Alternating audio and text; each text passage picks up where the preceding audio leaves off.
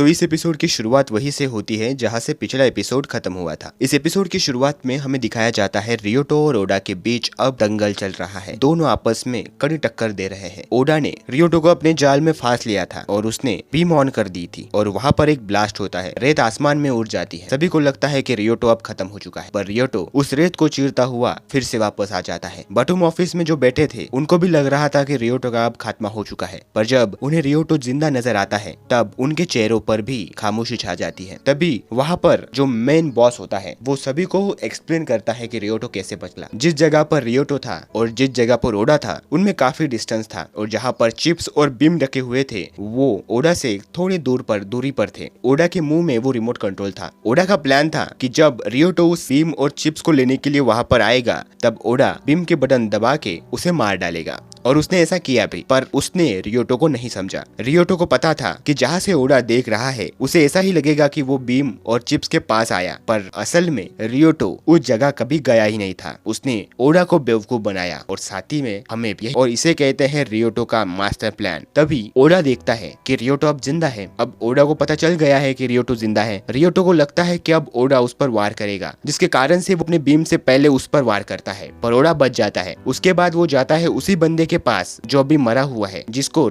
Voda ने ही मारा था, के बीम ले लेता है और उसी बीम से रियोटो पर वार करता है। रियोटो अब जवाबी हमले देने के लिए तैयार नहीं था, जिसके कारण से वो सीधा भागकर पानी के अंदर कूद जाता है, जिससे वो बच जाता है। ओडा को लगता है कि वो मर गया, पर अब उसे इस बात की कोई भी चिंता नहीं। दूसरी तरफ हम हिमिको को देखते हैं। हिमिको को ब्लास्ट की आवाज सुनाई देती है, जिसकी वजह से वो उस ब्लास्ट की आवाज की तरफ बढ़ती है। उसे लगता है कि रियोटो को किसी ने मार दिया है और वो निकल लिया है, पर तभी दाते वहां पर आ जाता है और वो हिमिको को रोकता है और कहता है, मैं जानता हूँ कि तुम्हें रियोटो की फिक्र है, पर तुम्हारी जान भी इम्पोर्टेंट है। दाते को लगता है कि इस वाक्य से हिमिको इंप्रेस हो जाएगी, पर शायद वो नहीं समझा हिमिको को। दूसरी तरफ हम बीच में देखते हैं जहाँ पर रियोटो अभी भी पानी के अंदर था और वो अभी भी पानी से बाहर आ चुका है। ओडा सब कुछ निपटा कर अपने चिप्स और खाना लेकर यहाँ से जाने के लिए तैयार है। अभी उसकी नजर रियोटो पर जाती है जो अभी अभी पानी से बाहर निकला है। वो रियोटो को देखकर थोड़ा सा हैरान हो जाता है और वो मन में ही कहता है, क्या मैं इस बंदे को जानता हूँ? क्या वो रियोटो है? तभी वो अपनी आवाज से आवाज देकर रियोटो को कहता है, क्या तुम रियोटो हो? रियोटो कहता है, क्या मैं इस बंदे को जानता हूँ? ओडा मन में ही सोचता है, हाँ ये रियोटो ही है, पर अब इससे क्या फर्क पड़ता है, और वो वहाँ से निकल जाता है। उसके जाने के बाद रियोटो बाहर आता है। रियोटो बाहर आकर सोच में डूबा हुआ होता है कि वो बंदा उसे कैसे जानता है। तभी उसे किसी की आवाज सुनाई देती है। वो ऊपर देखता है तो वहाँ कीरा होता है जो उसकी तारीफ कर रहा है। वो कहता है, क्या मस्त गेम था रियोटो, और शायद मैं भी तुम्हें कभी ऐसा गेम दिखा पाऊंगा, और हाँ इसीलिए मैंने ये ले लिया है मेरे बीम, वैसे भी ये तुम्हारे किसी काम के नहीं है। और ऐसा कहकर वो वहाँ से चला जाता है। रियोटो थोड़ा उदास हो जाता है और वो नीचे गिर जाता है और सोचता है कि मैंने खाना भी गवा दिया और बीम भी, क्या घटिया प्लान था मेरा, और वो अब हिल भी नहीं पा रहा होता। तभी हिमिको और दाते यहाँ पर आ जाते हैं। हिमिको को देखकर रियोटो कहता है, सॉरी यार मैंने हमारा खाना गवा दिया। दाते कहता है, कोई नहीं, पर अच्छा है कि तुम तो बच गए, पर मन में ही वो उसे काफी गंदी गालियां दे रहा होता है। उसके तुरंत बाद हिमिको उसके गले लगकर रोने लगती है। रियोटो थोड़ा शर्माता है और उसे उठाकर कहता है कि रोने की कोई जरूरत नहीं है हिमिको, याद रखना कभी हार मत मानना, ओके। उसके बाद दाते कहता है, चलो हमें यहाँ से निकलना चाहिए।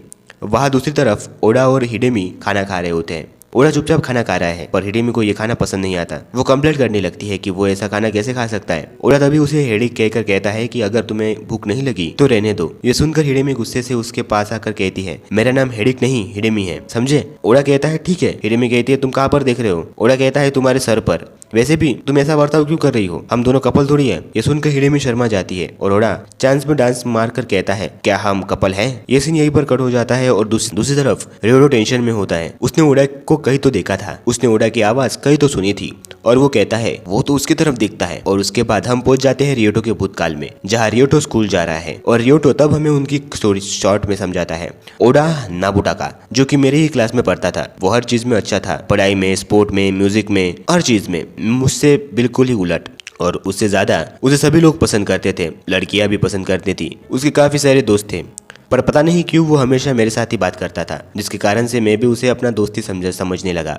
मुझे लगता था कि वो मेरे साथ फ्रीली बातें करता है, एकदम दिल खोल टाइप। इसी कारण से मैं भी उसे अपनी सारी बातें बताने लगा। मैंने उसे बताया कि मैं अपनी ही क्लास की एक लड़की से प्यार करता हूँ। उसके बाद उसने मुझे एक एडवाइस दी कि मुझे उसे जल्दी ही प्रपोज करना चाहिए, पर मेरी इतनी हिम्मत नहीं थी, इसी वजह से मैंने उसे मना कर दिया। पर उसके तुरंत बाद ओडा ने मुझे कहा, अगर तुम चांस छोड़ोगे तो हार जाओगे, सही गलत ये कोई मैटर नहीं करता, बस यही मैटर करता है कि तुम जीत कैसे सकते हो और यही हम दोनों में फर्क है कि तुम गलत सही देखते हो और मैं बस मौका देखता हूँ। ये सुनने के बाद मैं भी थोड़ा सा शॉक हो गया। उस बात को कुछ दिन बीत गए और एक दिन स्कूल में ओडा की गर्लफ्रेंड उसी लड़की के पास आई जिससे मैं प्यार करता था। वो लड़की रो रही थी। उसकी गर्लफ्रेंड ओडा से नाराज थी, पर मेरी लड़की का इन सब में क्या रोल था यही पूछने के लिए मैं उसके पास गया था। तब मुझे ओडा ने बताया कि वो किसी लड़की के साथ सोया है। उसने बताया कि मेरी गर्लफ्रेंड जिससे मैं प्यार करता था वो उसके पास आई और उसने ओडा को प्रपोज कर दिया और उसके बाद इन दोनों ने वो रात साथ गुजारी। ये सुनकर मेरे अंदर जो भी था वो ओडा के चेहरे पर दे मारा। मैंने उसे अपना दोस्त समझा था, पर उसने मेरी प्यार के साथ ही सब कुछ कर डाला। हमारे बीच झगड़ा हुआ जिसके कारण से हम दोनों को ही स्कूल से निकाल दिया गया। उसके बाद मैंने सुना कि उसने अपना होटल चालू किया है, पर मुझे इससे कुछ फर्क नहीं पड़ता था और ये स्टोरी सुनाकर रियोटो प्रेजेंट में आ जाता है। वो कहता है कि उसने ऐसा मेरे साथ ही क्यों किया ये मुझे अब तक पता नहीं चला, पर अब इस बात से कोई फर्क नहीं पड़ता। इस आइलैंड पर जितने भी इंसान हैं वो सभी मेरे दुश्मन हैं और उनमें अब ओडा एक नया नाम है। कुछ समय बाद हम रियोटो को देखते हैं जो कि खाना बना रहा है। ये खाना दाते का होता है। हिमिको रियोटो के पास आकर उसके खाने की तारीफ करती है, पर दाते ये सब देखकर गुस्से से कहता है, यार ये लोग मेरा खाना ही खा रहे हैं, कहीं मैंने गलती तो नहीं कर दी इनसे जुड़कर। तभी रियोटो दाते को उसके खाने के लिए शुक्रिया कहता है। दाते हंसकर मन में गुस्सा छुपाता है। खाना बनाना खत्म होने के बाद रियोटो कियोशी के पास जाकर उसे खाना खिलाना शुरू करता है। दाते उसके पास आकर रियोटो को बताता है कि हमें कियोशी के लिए जल्दी ही मेडिसिन का बंदोबस्त करना होगा। तभी हिमिको रियोटो को उसके साथ बाहर चलने के लिए कहती है। बाहर जाने के बाद वो रियोटो को बताती है कि अगर हमें मेडिसिन चाहिए तो हमें उसके पास वापस जाना चाहिए। रियोटो कहता है ठीक है, हमें दाते को भी साथ लेकर जाना चाहिए। हिमिको दाते का नाम सुनकर कहती है, पर वो क्यों? रियोटो कहता है क्योंकि वो एक डॉक्टर है। दिन शिफ्ट होता है और हम देखते हैं दाते को जो कि कियोशी को खिला रहा है। दाते मन में ही कहता है बस हो गया, अब मुझे इनसे छुटकारा पाना ही होगा। उसके तुरंत बाद रियोटो दाते से कहता है कि वो उन लोगों के साथ चले मेडिसिन लेने के लिए। कियोशी ये सुनकर कहता है क्या तुम फिर से मुझे अकेला छोड़ोगे? रियोटो समझाकर कहता है कि ऐसा नहीं होगा, हम जल्दी लौट आएंगे। और उसके बाद ये सभी यहाँ से निकल जाते हैं। रियोटो और हिमिको आगे हैं। रियोटो हिमिको को देखकर कहता है क्या हुआ, कुछ बात है जो तुम्हें परेशान कर रही है? हिमिको कहती है वो दाते मुझे परेशान कर रहा है, मुझे लगता है वो अच्छा आदमी नहीं है। उसने मुझे मारने की कोशिश की थी जब हम लड़ रहे थे, पर जब मैं बच गई तो मेरे पास आकर कहता है कि थैंक गॉड कि उसने मुझ पर बीम फेंका। रियोटो इस बात पर इतना ध्यान नहीं देता। कुछ समय बाद ये सभी उस जगह पहुंच जाते हैं। रियोटो उस जगह पहुंचकर दाते से कहता है हम इस जगह से अलग अलग जाएंगे, क्योंकि पिछली बार हम जब यहाँ पर आए थे तब हिमिको यहाँ गुम गई थी, पर अब इसे सब कुछ याद है।